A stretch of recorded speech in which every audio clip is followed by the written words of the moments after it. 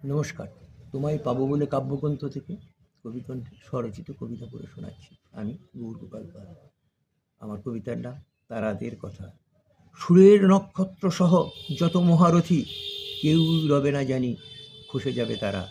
হেমন্ত মান্নালতা বাপি যারা মহামতি, উজ্জ্বল আকাশে হয়ে রবে ধ্রুব তারা। কালাম প্রণব কিংবা সত্যজিৎ রায়, আর কি তাদের পাবো ভেবে যায় মোরে। ফিরবে না কেউ আর, যে গিয়েছে হায়, ধরাতলে কর্ম তার রবে শুধু পড়ে।